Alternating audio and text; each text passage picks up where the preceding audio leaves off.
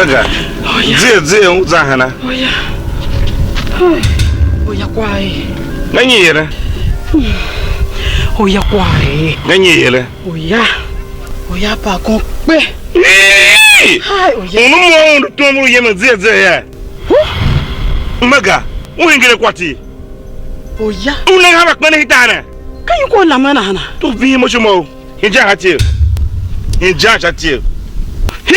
On vient mo chien. Quand le bois se va pas ouvrir, moi je vais voir couille tana. Hinja hatie. Oya. Voir couille tana. O ingi tana za. Hinja. Faut dire me venga mo tire me chez roulant quoi au mou yeme va. Hinja. Oh Imbwase jinka o wandolo nanga. Oh Imbwase unena ubashinaze. Uyakala na uve yosha Mungu. Oh Imbwase unena ubashinaze. Uyakala na Igbe me oga. Moya kwa gbe me oga ma. Wage magbayele mo. Shimanyi amo fayuega. Nasho kape shawone lune. Atogbon Tioke Mega Atogbon kanyi san wo yo mo Usane Ichon ebi mo yo Tioke nenga Yange shakano Bira pe yaga Tilin nasho Yan zahamida hiden yama vyo Bana sule yo Yomba yan eren yama yo Viya O momo belemga Mba wanzo ye mo kamon zedi yon Nahanga Yem dunim zaha wonyaga Mda ungwa mo vesne pa konpo Nye samo yo Yanglaga Kumlu wa me tswanda Mu wa viola have Atogbon Moka mi hidem ya mavyo Mwanyura mi hiyo na Atogbon Mba tesi mba sulo yo Kwa kielem ya mavyo ya Weo Kwa kami ya amayo Maruza yo Mbawi obriva Gelen Wobo kwaga kami ya amayo Mahikuna Na ilume Unguka Otame Imbwasa Oh Imbwase jinka Unguka we Imbwasa Yake tumolo Kubihima benemba ganyaga Nimba ele tume chuye niga Atogbon Joke nena ele tume chuye niga kumo pinem naga Atogbon Mega Bonwa Dika kimbi kwa laga Mi kimbi patalo baga Dika kimbi kwa laga Mi kimbi patalo baga Kama mu kwa la Mi kimbi patalo baga Baya Iya amayo mahikuna jo Uluda Ijabe zwakira Gomo menyi Bebe zwakira ona Imbwase jinka o wandolo nanga. Oh Imbwase unena ubashinaze. Nega. Kosa na kama shambra.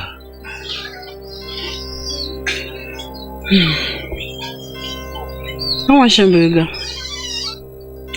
Pa, mama hana kwa wewe. Ngo. Ba welu muya. Mam za ku kuwene. Mam da na we mama.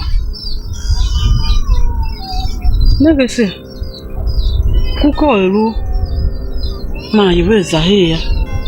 Kwa sushima. Wa kai san we yokishima. Kai do. Mama mapini oya welu muya. Mamza. Yekuno weje. Ngweda lawe mama kpaga. Elo monga ye. Batile ya. Keke ulu sanda uza ikule kanye kwa. Uza yona ndera. Shiro hingire kwati. Olu mojega.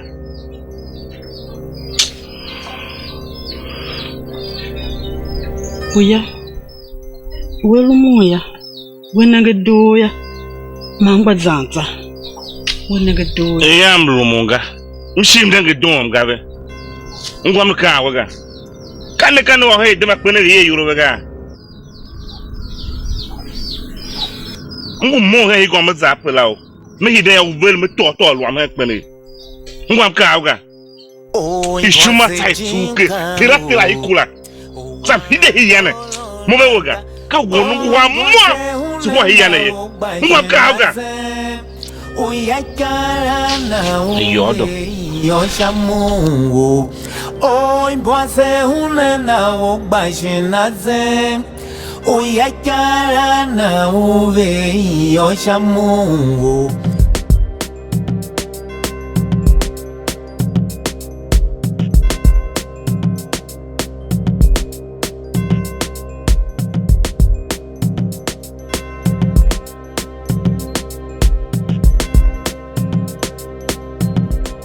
Ngoda tenge penala nyenye midega na anko ashin ya mu yo ewo ngo shinevile na muka vile na ngawa na kulumega woka lum langaga mokpaga alum la mso menyumro ba la me ya mato kemo atesana adori we pa yene na jiji mo ya mato ken moto wo ya moto jaka moto wamga kuna ka tutu takbeje mo kaka bo mo wa je na ha na mo gade ka ya wa mo ya mo na ha ye ewo enyi atuku mo mzamyangu hayo pa kyon yun mo mzamyangu da tuma myangu sa yo pa kyon ka chijera tutu takbeje mo ye na mu za ku na wa tutu ga we shi gbuju yun me kwaso wama mo tutu kuma chenenyi avida pamza atuku ka ko hiya no badza mo mzaga na doga pam chicken yaga nye mo wona be yo dido no gbedip tun check ya azaku o apakun sha fena na akara telem ko ashamiga tutu nana yaga awungo sha to kyonyu tutu ko we tun kwata ngbe ngwa wa tesem ga ya onwe pa yi no nga badenta uze kube pa kan uze kube mo gbuju yun ha badenta waka mona ya badenta mama kala fato yimi ya ga badenta kwaso wa me je ya wa mo yo yanta ga kwaso wa nege fato ga akpere da duo ya akpere da duo yo ba ubele da andisha kwa uda andisha kwa kwaso wa badenta Imbwase jinka wandolo nanga Imbwase unena ubashinaze Uyakara na ayingere kwati to kaka sevlo yi mbakpani wita wo se gade wan pose wo tun we tela himi atela to bono muna we gbogbo ye mo pura mara na yin mama na yo ya kwasi kai gbeje ona sepa ye wo ye gunga uzu wa re ni ngene nanga wangu na kapashuna ye wangu ajene Kijana joka nga ye wangu oona shinde hiru wambia yaga ngulunga oluna ye nguyemenga namnane Bujoka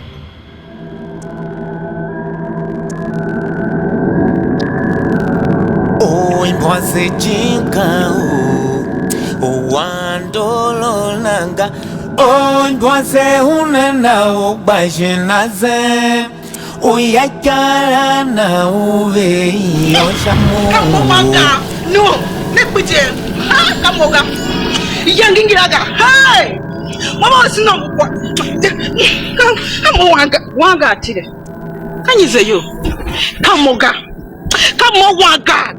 wanga kanyi kwa neka tutu gbeje kwasna kanyi yele we gbeje kwasna na yakite kwasna yema kanyi kwa enyenye unzo ne da su mama udasu mama no na ko gbeje ai ka waga ka metesu ku amoru maga mba haga mo ba wesu ku wagun ku amo waga tile nege mu we na ha no mo venda kwala mo akemudu ohua unelu meveyo na gbo ya do ya mbo he na inu na vida na moya ma de ku tsada sunesu mama uda su mama haku ununa mo gbeje kamoga kamoga Awaga go.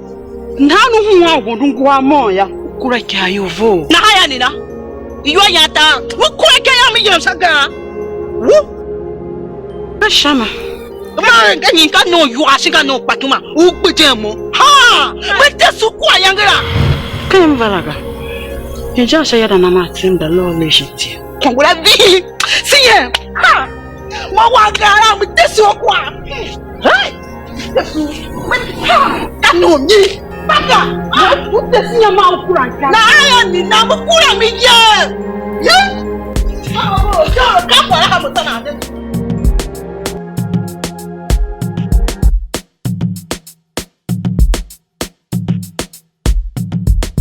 O Imbwase jinka o wandolo nanga. O Imbwase unenda ubashinaze. Uyakala na uve yosha Mungu. Ah, Luto. Oni gbe mu gan sigba. Gbangbe jan sigba. Gbangbe dianga. E ka han ngara. O be sune pa kon. Yan ti o tinge ye hine lugba. Akwa ya kwa. Kula olu yoyo mba ku shaka. Shami mi o na mo pa na ngemi. Ufa o be tin apa kon yere. Kuma o dido.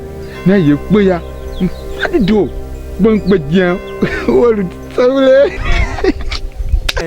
wa yo ya ga si en hige ngukwa si da gbama ma tu se ru ne ka si se po no wo sa kwa ya ka mi wo o se me na o faga mama ngwe o ga na si hige fa si da lu na ya akara chi ya ga tu wa kre pe jawo le goche kre wa ba kre pe da so kwa da ga ngwa to ka dira sana na na ngo ba ko O Imbwase jinka o wandolo nanga. O Imbwase unenda. Muya wa mi de yojimo. Ko mu ya mo gbode mo ko abowata. amena Muya. yana ko wo shin ko wa ma Muya ka ya wase. Kayawa mo tutu iyawa mebe na kwa wo ngwa ga Ngwa. o fatu ke hiwe kame de yeme kushi ba pa kyonga pa Ye, mfaka. tape kane ejene ningi nana ningi duma nenda munga shin yaga ni baba ba wuro zayo Ya tsaya na bese. Kune ya. Kasamba zanda sun mama shahira. Tamu mutuma hi ya mutsa shamunga na ha. Alunje. Ungu mamla na la kwa. Chiku ya guma do mo do kishimana kana nebe mukpa. Mu banda kwamta be wocho nzaye. Ya manye. one more o ya wo choga Shaga ne tamu kra kimbiga. wo niya shima diwi emula tu sama kanga wa konga wo na ha ola ka nyoro chin sama yoro ze chinwa no mo lu mi sha chune makolon kunya mo yenda chimi no na ma ya Shame. Ngwa. nenge mbia kwa nenge mbiala ka ebe yemene wo ko kla fa ko wega yeme lungu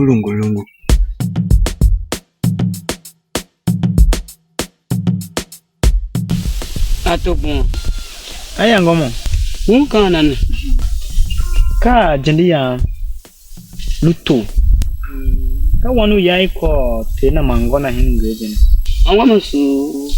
mbo sungo so bien Kwaza yoro.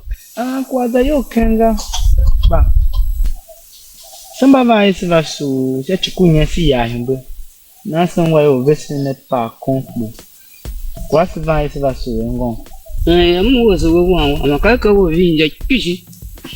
Ma na ga do watisu.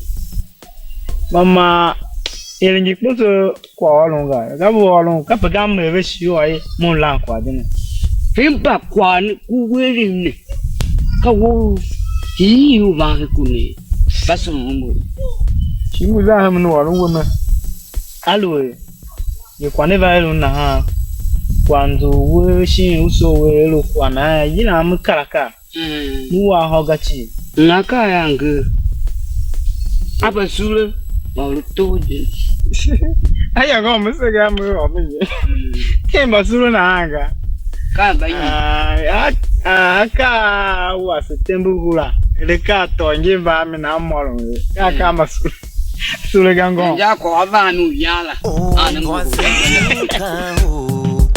Wandolo nanga.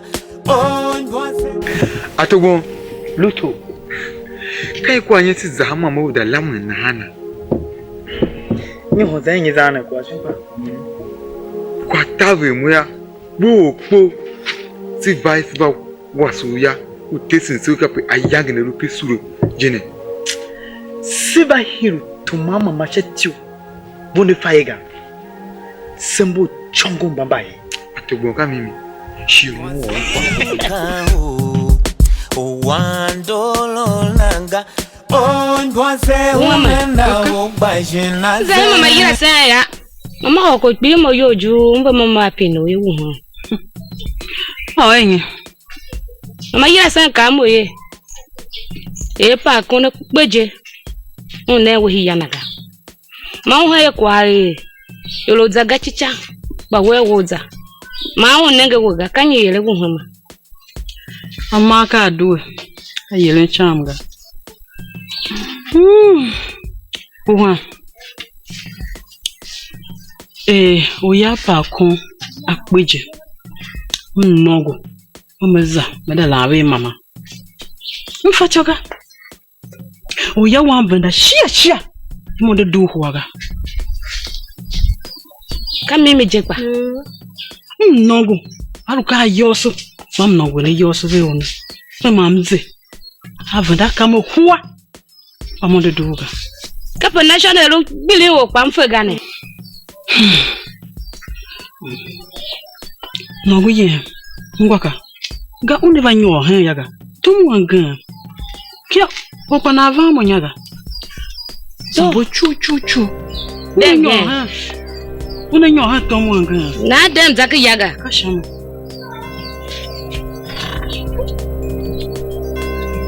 Ai kwa changu kai tsewo na.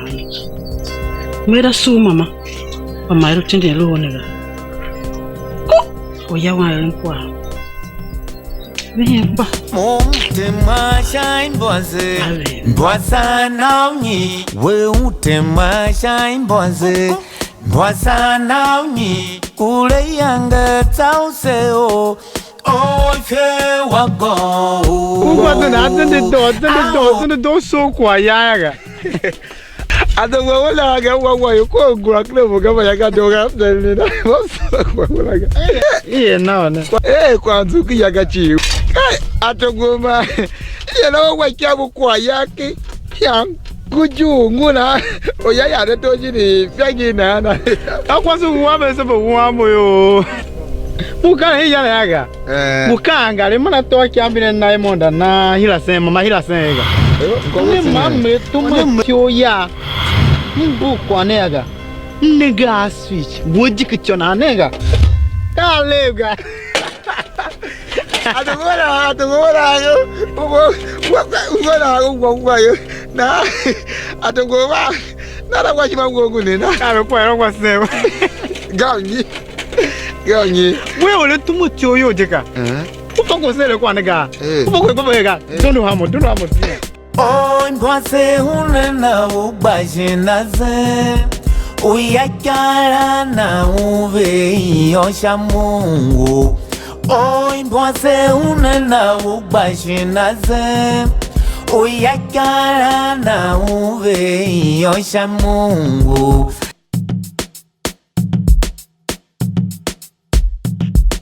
Imbwase kabo.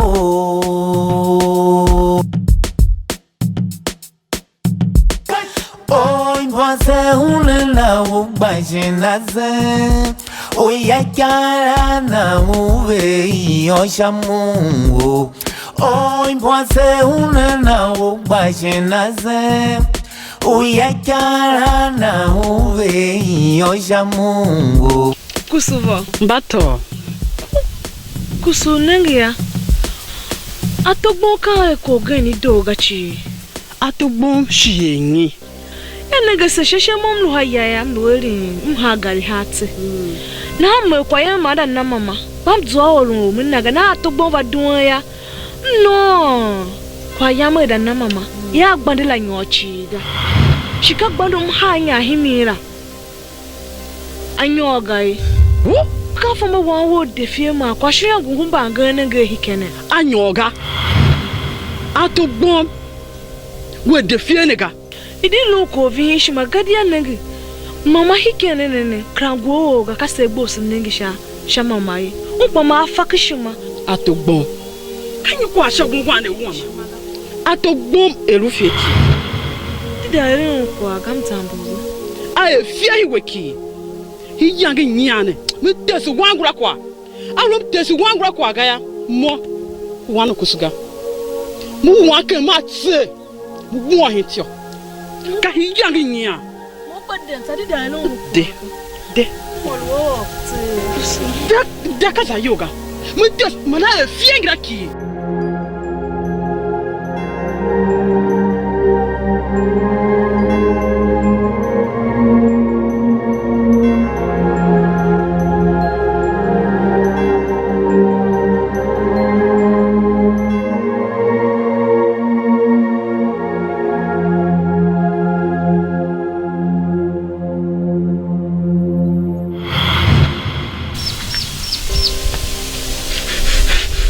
Mocha. Ngai kwela. Kakia mocha. No, katumanya. Kakotumanya ga. Mocha siye. Dilo wana, dilo. Jangan.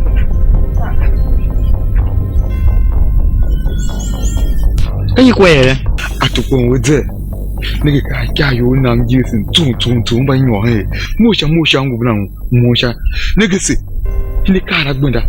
Unyo ni kagula mndu hi etembule ya mnege goma mpato amba lamu he mamba lamu ka he we konye fijala o hide gbanda yo naga na mu no gbanda la na nege gbam jesu mo bolu ye ma nege se ngwango alu suwe ma te babla na ni wo shi jo jesu mo bolu ye mo se shakongu bla no mo ya ga lu kya pe ye ko he Naka na wonu ko fishi ulako mbatola tsembuleka moya wazon yo kati gwanda tsema hinde kango sende ne gwa kanshi shinchoye ilu jika hinje we tumoti oyona wengo ye dilu ta yoga baguje kwa yira wana nyonduga ka we uda yira bagu wana nyondu ye kabubu ka manager ngom jiaga kambi mama fishu ma fish kama minyenya baga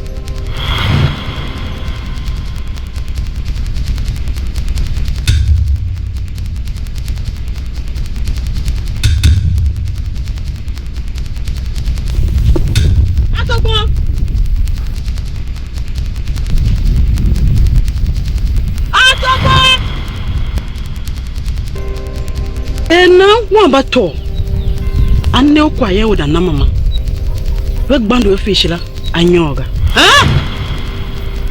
ulam ne we kupine kwa shanluwo vo kupine kwa shanluwo wole tumo tio yo ya ka mo pina kwa laga mo pina wega lwamuwe una we monda na mama afishi olu himila atana boda pina na ga dem boka dem pino e kuno mama na hoza himi from the clutch biga ndani the clutch pasimgo chuku de clutch biga pasimgo de clutch biga chuku de clutch biga ukon wala de clutch biga ukon wala ga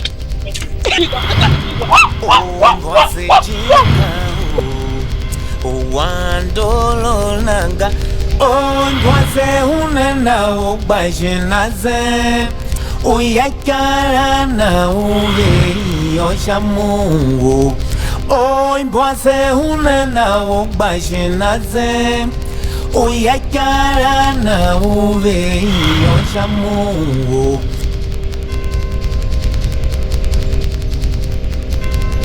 o Imbwase capo.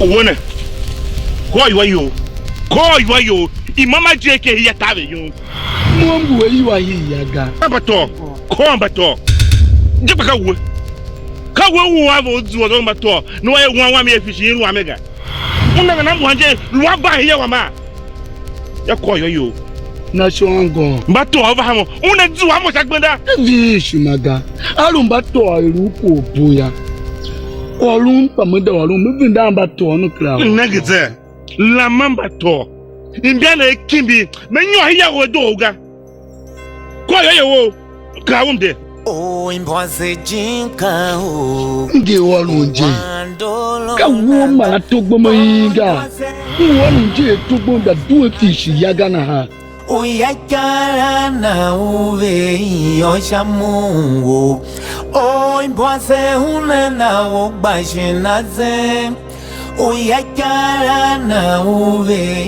yosha Mungu Atubon kwa ga we wa ga mu zahana atubon na zombi ne sha atosha atubon wa wo gande me atubon yo ka wo ko wo to mo ti oyo ka kwane mo lu to famu ga wo to gbon wo to mo ti oyo go obi ba to nye bu la mo shara mfamiga azaki jaga amin du higem ne we mama ne we aga atogbon wa wo gandi me atogbon kanu besha atogbon kanu besha uwe na molu to kanu besha uwe nyi mega I atogbon kanu besha ka ngo wa kwai kem da ngun we ga ma wo kanu me besha ga tawe o Imbwase jinka o wandolo nanga Nan zahe mama. Hamma ko za mu azayo hinjira yaga. Mbi de pambo zoga. Achuku buka momoru yaga medoga.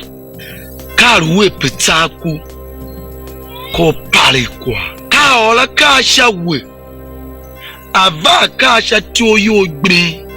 Ba ko pare. Negi, papa hikano fa sambara di do. Na jiji maka ko ga pa mi hidi. Me ba kpiri we me fa aluko ya ngwem na jijiga mbo wozogo ngi hike iva kwa kwala hingi hikenga na kwa de gbo sha kwa raga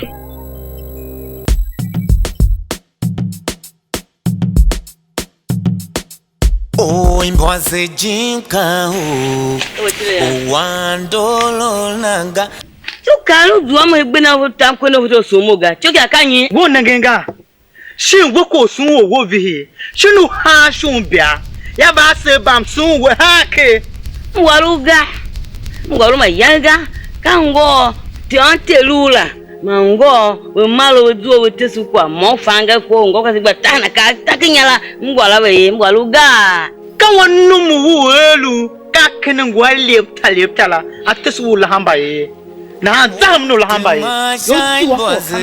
Imbwase na we utema sha Imbwase Imbwase na kwanza ugachiwe kwa so boso acha yawo jenzo mu hidena hai ya akwa shimago so mama ala mawoyi unangulu hono do wa shimana hana mio telu ya fa kwa shimana hana mio ma wanu da wajin da wena adogbon wana gunjan eno mitinaga hihi ya wala yi udondo ka wala wana chi kwa shima mio luto atogbon na saoshi o wajin da we togbon songo pe kwanzo we ka chi kom woni wolon gujira ka chi kom keren gujira mu pare togbon o wajin da we togbon ya ze belu sashi usu fishi Chapo wana. Ba, me pinde ki bime yo. Ben boko ngwe mbaye na ha. Ngwe mbaye buta. Kai. On du kai kwa doro. Na ha kwa fawo ma ngisi go fa hanene. Wazi shin kya yi mbara, uye me shin yaya. Uda wamba yo ngwaga. Mo lutu ya. Kama fa yo kindi aye. Na yime kwa fawo ra hibia kwa wa he na yenda. Namba yo mbara shin ya. Shi nya zanza ne ba lamne mu. Hakoma gbudaga. Duwe hinya yamsha. Fie kwase. Fama po wa yuhu ne ga. Luto. Luto. Moya moluwo. Laga pese wa ka wo moluga o. Laga pese wa molugo. Ashani. Imbwase vana kyoswende. Luto wawa. Gomo. Ma, kani kwa nele hela. Gungo tabi ya ka. Kana zume hela. Ayo, luto wawa. Kashama. Luto. Gomo. Me se hen kwa myango. Ko lu be wawa atogbon. Chika wolu. O na ye. Peru njena. Na ham na gama mam na ve wo. Wo zadive na wan. Hamimi ya wan kwa. Kaya ka bena aluvihi mu wai. Ngwaka. Ifiri wane wele hene. Baka tena rusuma mwe. Ba woya wana ngo. Ngo huuna. Ngwaka. Ngwaka mimi. Wewa kwa ajibu kamnegeni. Kishima ya. Ufasiru na msanyo o malenka wan. Hali wangu wele. Hashima yo malen ya. Napaka na atave vange. Uwa na ham negemi. Mihide kijumu. Wasu mulabena. Abange. Wane yoro white ne kon. Ona siya. Uwa bega.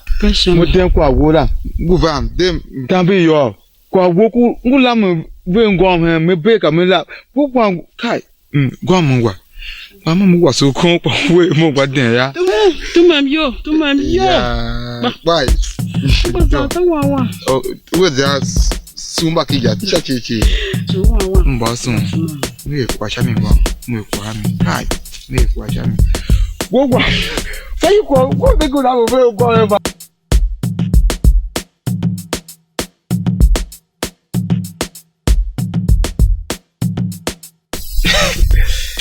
Atogo kwa tawe.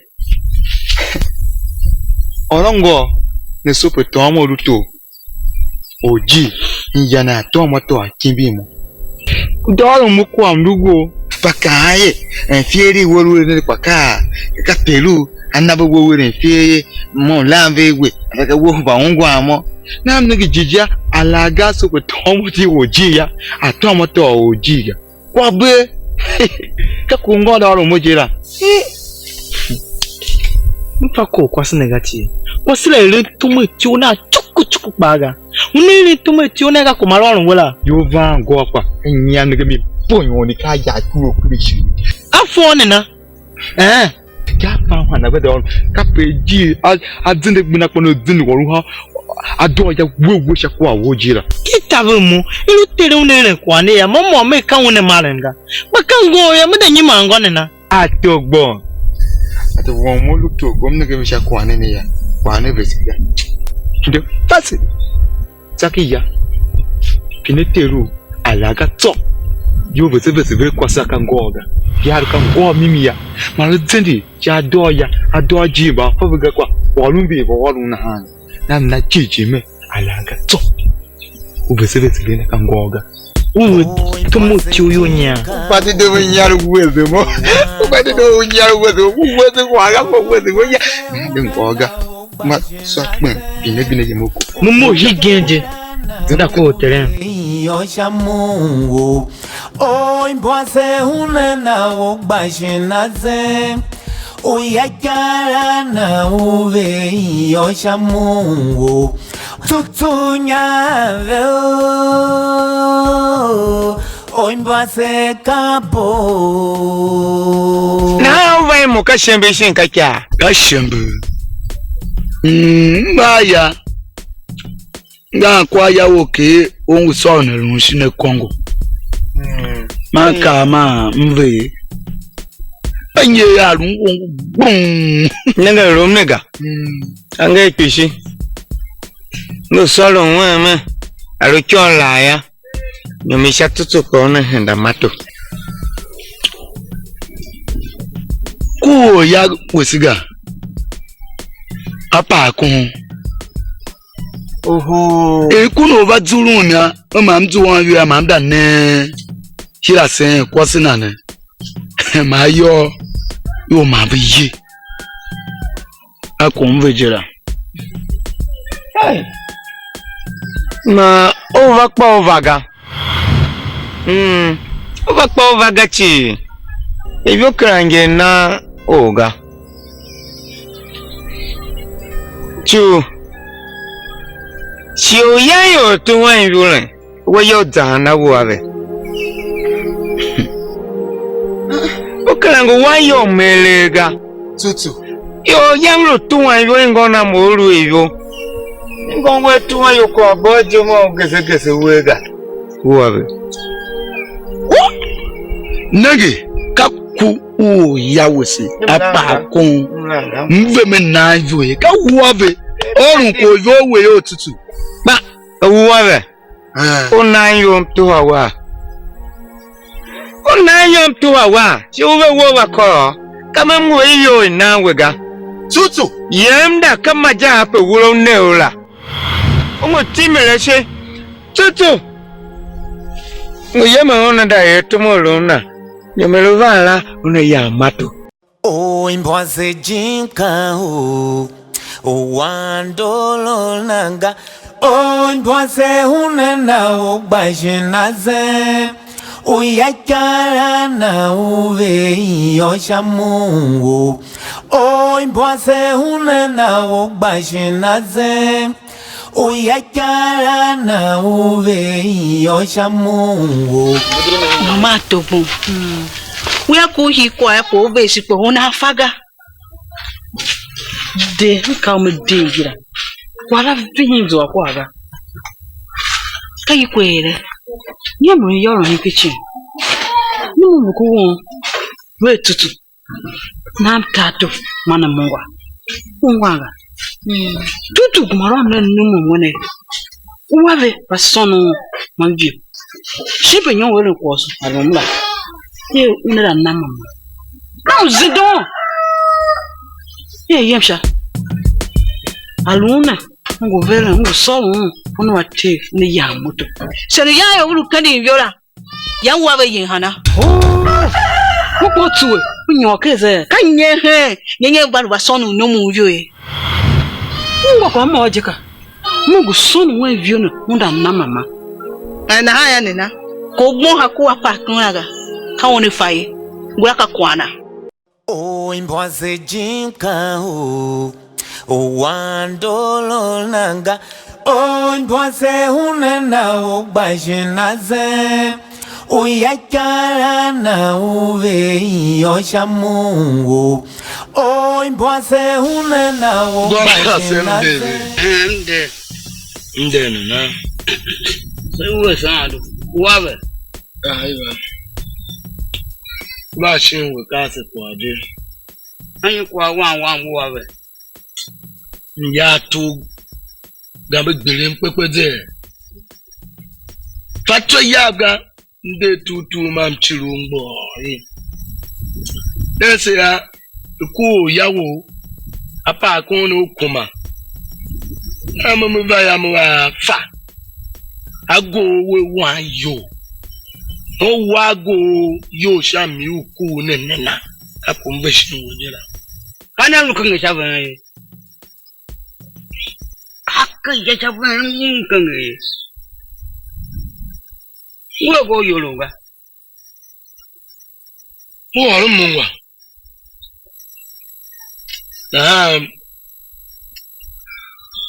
Me de me ya shem duwe ya bato. Aswan bato duwe di. Asa.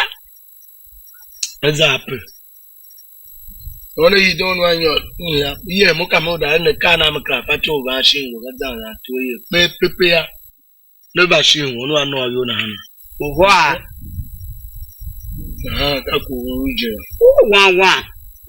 Oh, really young. Combo. What does a valley? Bawia. Take care. Apa chonku. Ufa dido mango kwa mamonga. Wanga son wanjo. Ona yamada na mama shaku nona. Uvinda. Kubem. Na ha mwe ka wanjo. Bayanga mluva nongo na shin yawa. Nsa. Newabi. Anjo bayanga ngono wanyi yawo no. Na ho now she tell him ko something. Baoya. Uvindo na. Bambam sale akamba. Akwala msano. General also for no higem ko besi yawo yakawo. Tangura kango ya nami. Gale ni pangwa. Waya. Atogbo. Gale ganye yo atogbo. Atogbo ka kwa nje ngwa jela. Kwa shimbe kwa ya wanya tebya na jima yoruba ngwa. Sivisha kwai. Silo alama semi kule pashe. Idi shi kule da bringi gang kwa wa ngwa. Yomba size shinjana kwasine ko yomba la nawa be ka yomba yanga ngona ngono ba bia bande no fate ko no vega kasime apo ne be monti akwasa wo ko kasime kasimba suwi genje si kulo go be ngwaka na ha wodi kanyi yo shami wo mba yime kanyi yo shami mo mba yivi oge hivyo oge ngba yina oge mba yivi isi uba ndeshani upashe ikule mnyao isinga maja wolwa kalne ka pine pashe ifi woke wangi moga kawo hivyo ngba yina oge mba yivi nege mase nege kasema suluwe ni gene ijani je ingira ki yamga sana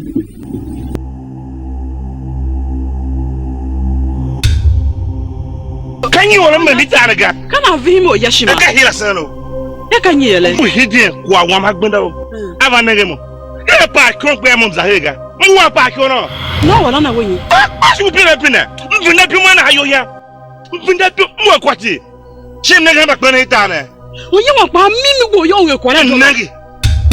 I will hear Quama here. Who will listen again? We'll be consulting with Zona Moya. Who will do? Moving another one again. Oh, you're quite a dog. And then the cow, yanking up cross the yalla. Who are one of them who are more? Ground do. Who are one of them here? Who love them here? Who's so far over again? Boy, what? Naggy. But I don't walk with you. Fuck all one here. Mahika. How many go you're quite a dollar? One of them was like Boboza Hega.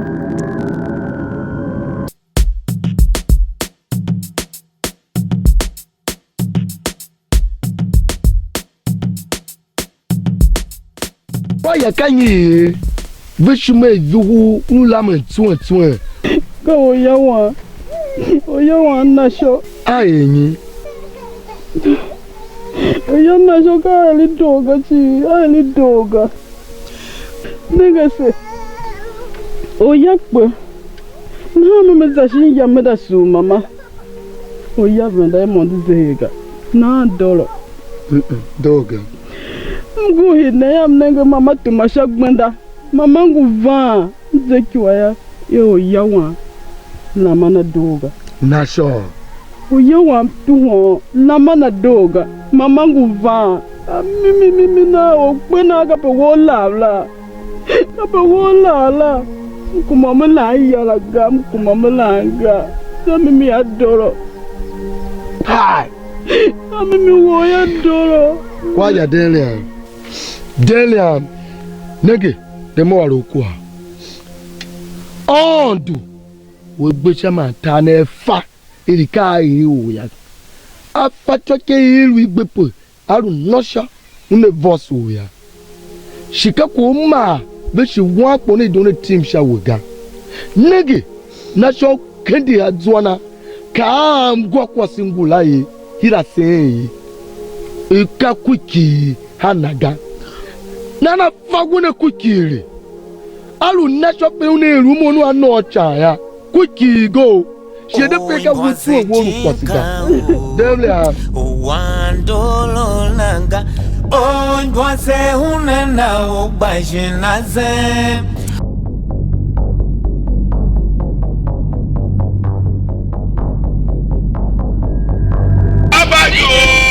Danata Ogo Shibanyo Rakbo Bon Yema Bon Maulu Bon One Yakbo Shinabato Shachi Yam Ruin How Mgande Hera Uyema Bon Sha Abayo Danacha Shut you yam no how Nacho Mega Nacho woman I'm nowhere. Can you quiet us and all over? You put what just a bumba war eat your hair. What you think I hear when you make puppet or a man? Can you go when you won't go? Anna Shimanya Shiva Yema over Abayo or look was you burn all away. Come on, Lamna. Oh, Nana. Ogo, Shimanya Shibanyo. Ngiraka yoga. Kayanga, Miyam, Alianga Pamiyana show. Miyam, Equo era. Miyam, Miyam, Kaichoyam. Oh, the Yakbo, Shinabata. Maulu ko di yakbo shinabato koko nkebo yamana wo mwe chopo ewana mwe mimi yapshuwe kwaga uwaga ai kutafa kakwaga ai kungwa nyelini wonwe kwa itonega ai kupo we kwaga ngwe kwa itona wega kwasuwo erunyi ma ina se erunyi ve gbapo wo ganda be apa ko jiji erunyi be u ganda be ma se kwasuwo ka si tene itone dada shatuku wewe ungunyi itone tinchime kanyi kwolu itone be foga ana wawe kaiba opa de gange yojo mena na kewega owo nage kage mfa gange ya Kagbagiri ti o yamje akowe ahinya yi. Ogbose o ka ku ama to gbogbo. Ogbe ko ta to kunda gbo. No mbagudina no miwa. No mbagudina no miwa. Over the year na kwa ga. Njo tekani kwa ga. O na me wo me takira ti o chi fa. Aye. Ugwa kwa wega kwa mama muwega kana shoko boya kana shoko ka wabe kwa na shoko kesim ga wo la ka iya wo me kwa we wo mom be do it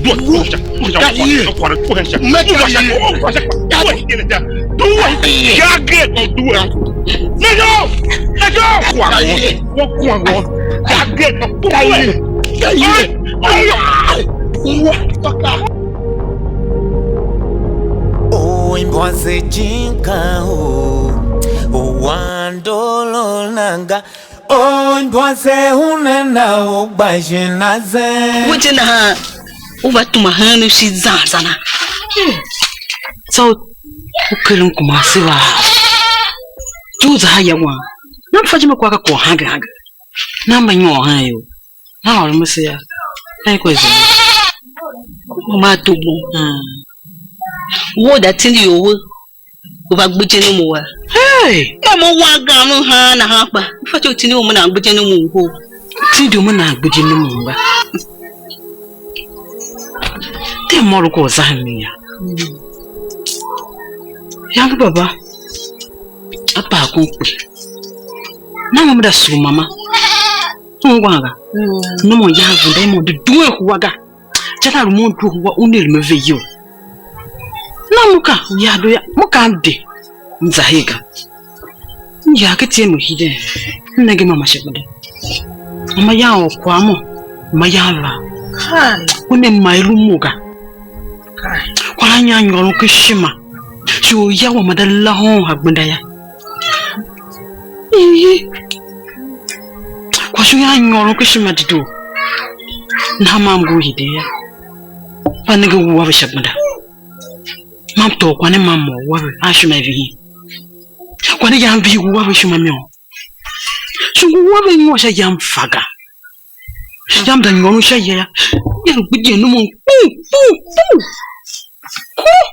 Mama togbon. Kina we lo mo je.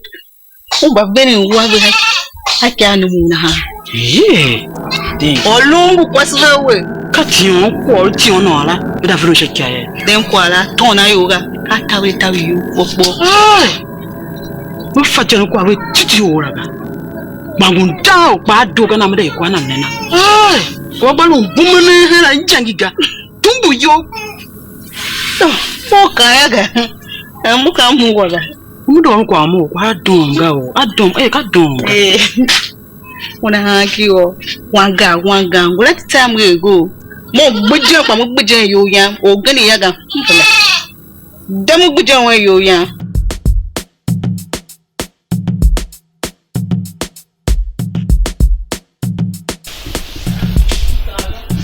Pa wa yu wan gon ke chishima dom kwega.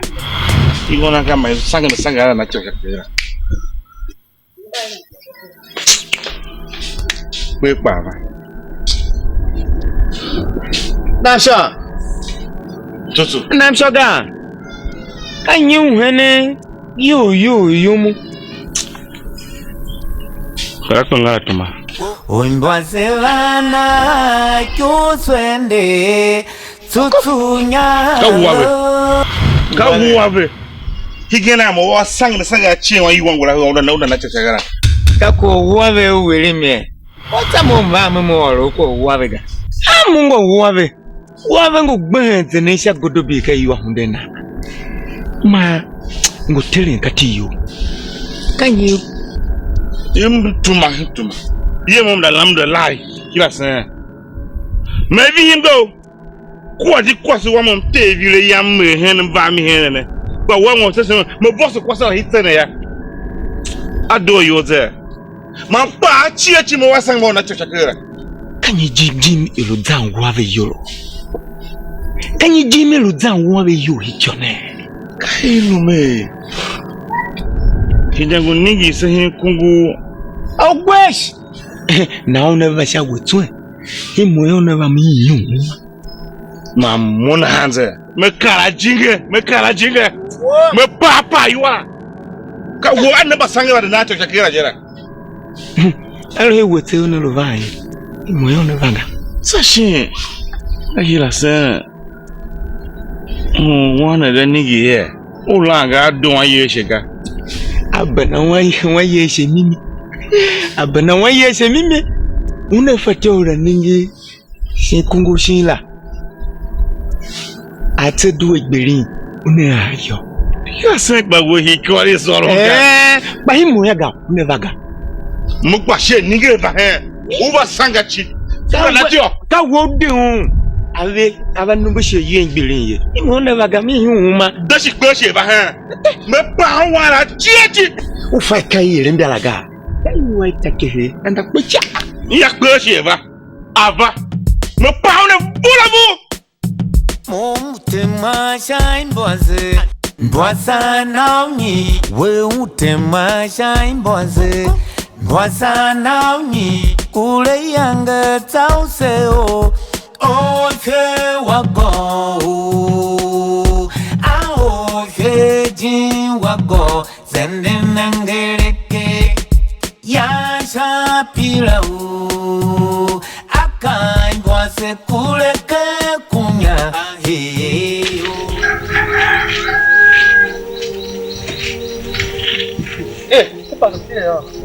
Tiba sikai ko sana. Ngora kwa go. Paka wonde wonenge teruyo sana ni usana. Ngora kwa ganye mushamba usia. Mambo ayo gubanu na shoga. Gubanu wava. Ababemo ya mwanenge wa mkange hajwa wora. Ubange bore kaka wava ha. Akwa kange yomo machine hai. Na wo nyinje na. Lo mama nega ya ma zawa ngulu hikam katsumbu na ndima rapo nunga. Na zave hana kocho yo. Ongwa. Do la me hindu kila memo. Ba menne kara go. Uwenga. Ntesu se awang wea. Ntesu se wangi. Ntesu se wangi wea. O na momba hago ka yo su ga ko so bara ha mo ha yo su ga. Sire yo su hibna ha kitikiti. Won chia we gangwaga. Uwenga. Olele kara hambo.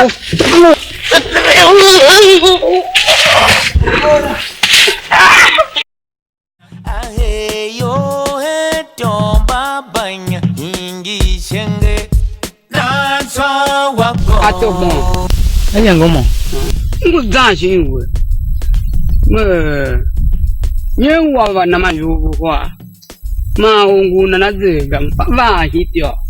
Na dada kwa. Zesha huwa. Mama sa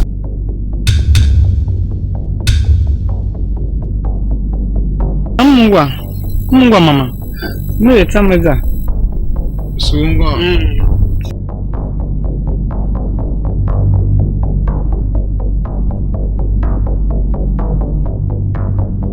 Ni nyu nga vyo bla. Mo na na nyo de pu ga. Atogbon ka wash mo waje. Dena wash mo wo da kono vyo. I mama da tene tere. Yue mama ka vyo ga. Mo na nyo de pu ga. Inyi aji. I pale wo. Negoro pale wo. Kanga yoyo. Kamu man pale wo ga one. Wo pale mo hanyi. Kamu man pale wo luto. Cha tungu wo mo. Ongu wo mo luto. Ilu me bezene me ba wane yaga. Mambi e himba amade. Onogu wo mo. Chi wo na yagu no. De ka ba ipe nuga. Mumtema shine boze. Mbwasa naunyi. We utema shine boze. Mbwasa naunyi. Ule yanga tauseo. Ofe wako.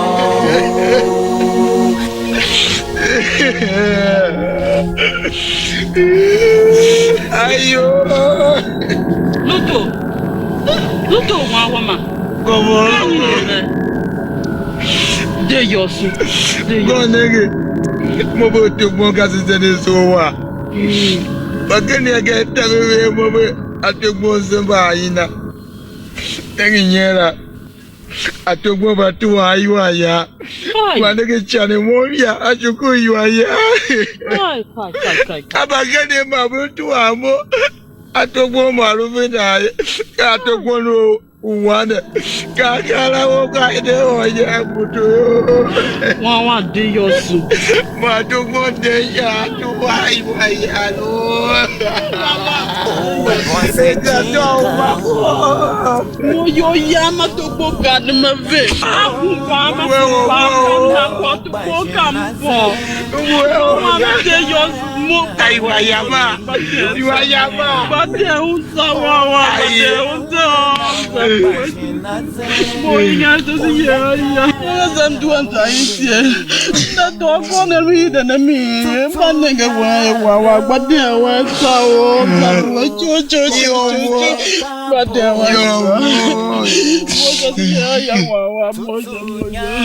moja. Oi, você não vai na boca na eu chamo. Oi, você não vai na oi, a cara não vem, eu chamo. Tutunha veo,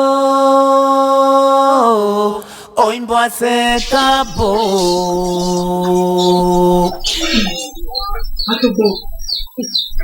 Ato mushi de hi yamu nega mo. Damu wake matsema ga mu wakle toshi. Maga, kwaya. Oya. Anyu ta kuma yumo.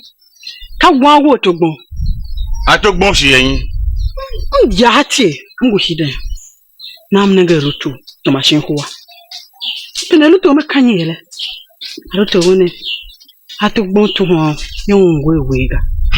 Akachi pa kawe atogbon azwa mutuma. Atuwa oraki. Dem pile ke duma. Maga. Wonu to so wo mom ga. Oya. Kan ko la mana hala. Wo be hala. But I don't know to how you want nana. I don't want to know no kwa. Nahaga. Una hide hi yanaga. Mu wan kama tsemaga. Mu wan kede toshe. Uwe kai yo. Dik bije mo ha me kwa ga sam na we. Ngi ni tango sho. Wapka ga. Dik bije mo ha me kwa ga o. Bije mo no fam sho ma. Kashama. Una hidoni nyo hi yana. Na kwa ya maka o. Bije mo ha me kwa me hide mere we yoga. Mere we yo sha ka ba o yoro. Ka unde. Dik bije mo ha me kwa ga o. O Imbwase jinka o wandolo nanga o Imbwase unena o bajinaze o yakara na uve yosha Mungu o Imbwase unena ayo mele dogo yo mai dogo bebe yanya yo mele dogo yo mai dogo bebe yanya yo me tanga yo mai nago bebe yanya me tanga yo mai nago bebe yanya yes go kan ye lu bana ai go manye ya wanane ye kamera tokmo asa aye mi na se to ya mam gra nenge mi ga where na atogbo mo za ya do ba nenge ajoga mo chasiye mo nja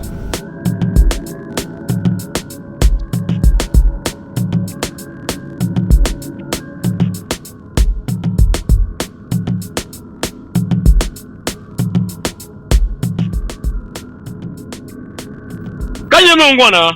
Kanye zemene. Kana. Nyene tuwa wawe hitane. Iwawe lezene. Yana nenzo akuye. Iwawe ye sono iwa hitane. Do ne bagenga nenzo hoye no da na mama. Wana nyene bi hine kwemkwem. Wawe ye chance wayo. Da na mama. Shaku nom na paiko. Mana yira wa watogbo. Na iwo ye da ze. Bakla nenge ne yoga. Na ngu ba ma baka oya. Awe ka wa watogbo. Aye mai woi mama no. Ada kukwa na mia. Ka wa hende yoy. Mama da na. Kan yi kwa jinji kai tse wanu na hana.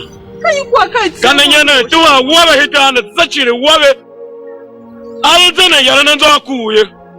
Ka kwa mbe ba ma ba warujera. Mama na to bom jim Moka kwa mbe ba ma ba warujera. Na nyenyo ko mo agwenne na. Nyam ka awa be me zara wa keru wa. Chachu ka gwa ka kwa wa la mi do ga ye. Ba wala wona la me ala ku ben. Ka yi ko to ko garu nya na wonu mi ala ku ben. Ko ka yi ko ka tse kwa no shi tan na. Mama na to bom jim se ka yi ko jem na ha ne. Hai. O Imbwase jinka o wandolo nanga o Imbwase unena o bajinaze mbaye wakakwa sewa ya no mo yakpe na kuna go azulunyo ko awon go na ko no me yoku na yanga kalea ayava yila kamoye won jun balamba ba be ba tito na nkege gba on yira won ago e va ba ko won jun ba aduwe mi ada ze shine kongo vi to ha za hige ne mu lam na wu ne hongu she o bangu ebeni she won yoga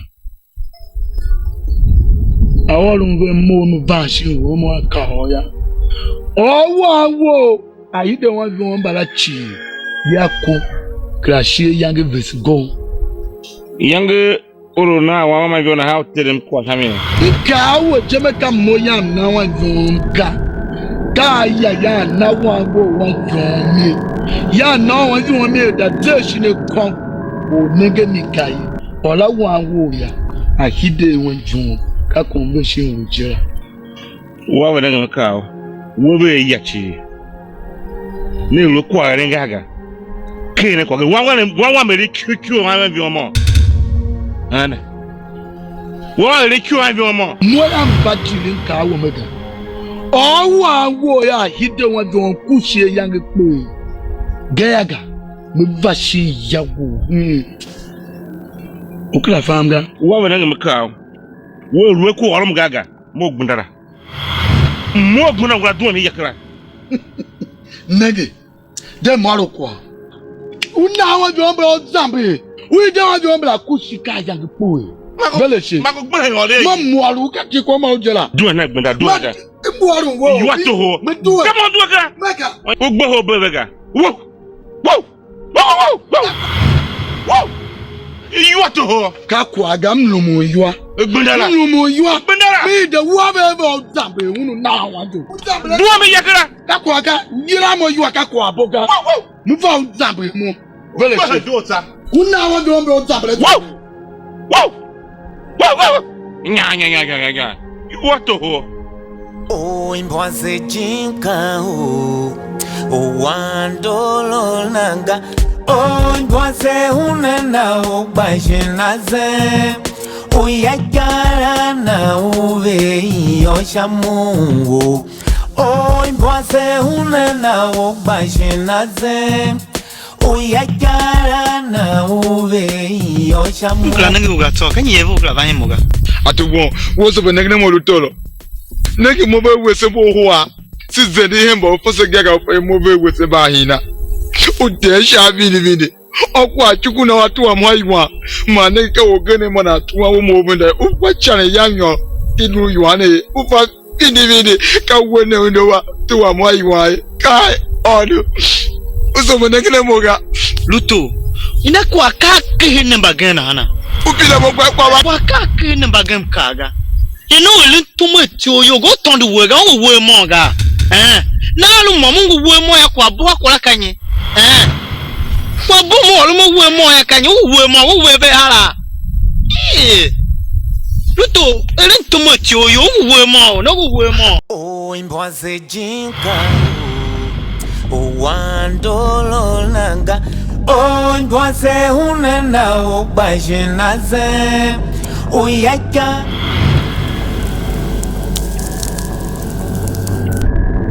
Batuma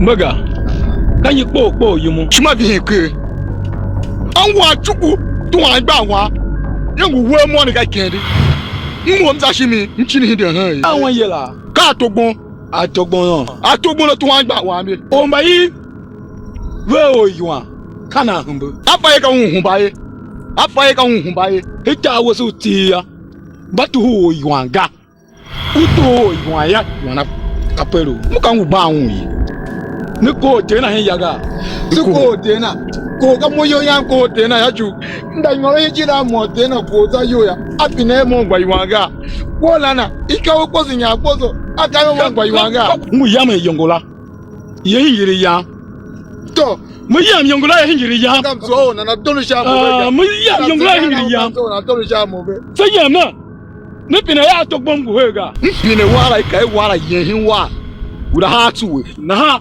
sai yam na shi wa ya yongula ko kan wo yi jebe just ya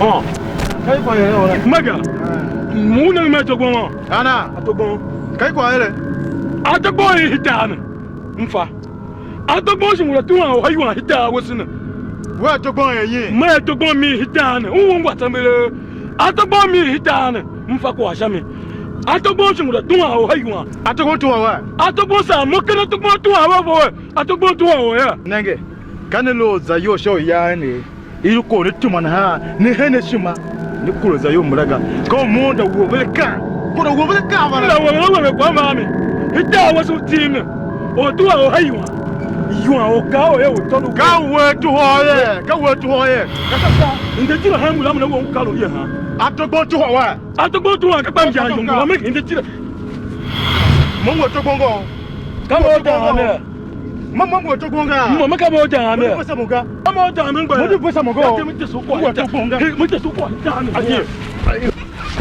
da me te so ko da me ye te so ko da me ye aye mo ma la mo ko togbo ma wala mo to ko mo jo nya mo jo nya ba me la mo ko mo ka wo to ha mi ga wo o Imbwase jinka o wandolo nanga o Imbwase unena o bajinaze ki kulo ne na ndeza ntindu wa ni ba gwazo haka ruwa ne kasa na to bongo na anja yuma kan da rin kwa wani moda na hon sho mudio kala chaka chuna doju shuru ha hango na ta ndo tawo shin chota mura ta wo shahango ndaza Nama yini mga kanyi yoshi kanyi yam shamini. Mo shajunji mundu ubi.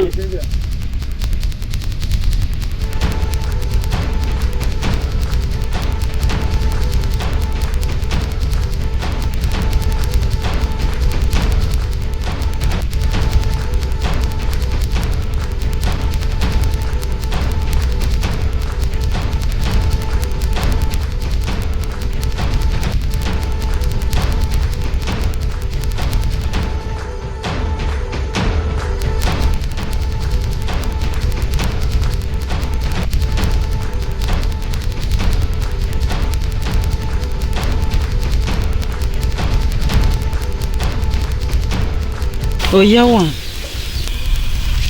Ngoyo. Mama ha kwa wewe. Okay to. Oyawa. Kwasika to wa. Uya. Yuliti akalimu. Ne ba mmalin wana kitane ya. Wana ka ngi wana utachi. Na ha me welu mu ya.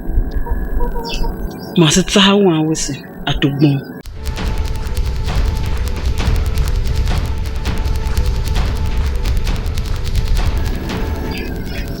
ka kwasi tun na tsahawa nga ka ma duwe shawo atugbon merengi mo kwasi mo tsahawa ne ga ka woro ko ho ma wa be no wa mu ayega kana halaga baka kwasi tun na tsahawa nga aluzu awe ve moyo si tsahawa ne miongo zayu ne luka kasa tsahawa ayega betiwe kala na lo sa wo tsahawa nga wo na ba o shamiga sa tsahawa ka mimi ko ma chikanyi aluzu awe ve mo Atugbon taviti o. Kwani kone kwa oluje ku kwa na hala mo e kwa shamaga. Hama ko wana ya kaido. Vasa wo se twa.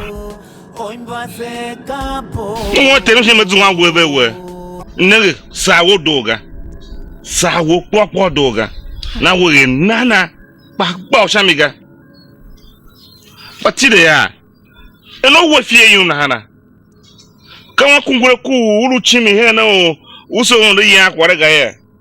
Ya ngura de be ayo ya mo ge nana kwa me ye. Checho wewe. Ngwa ru ko to gbongu nege ne mi na ha. Kai. Nanga.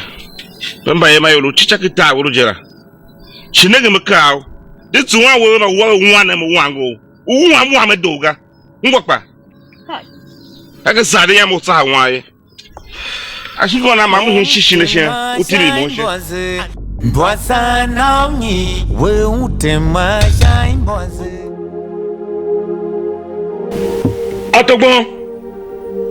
Atogbon mu pine wo kwa. Ko pine wo ne ka kwa masitio.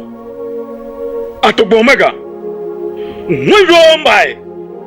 Ina mama shaku apaikon. La mwenjombla mbahana.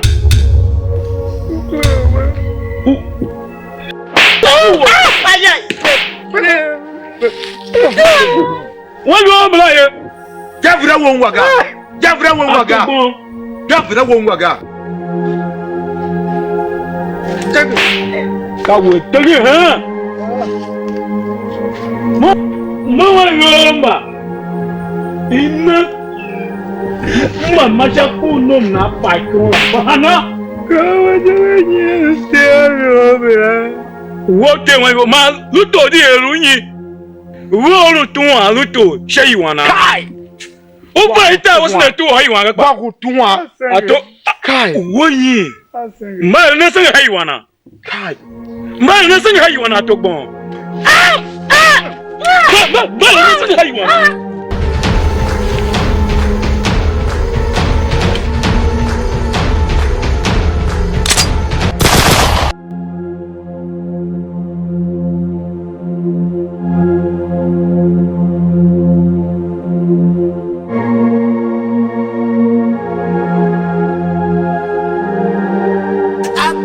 Imbwase kuleka kunya ahiyuna.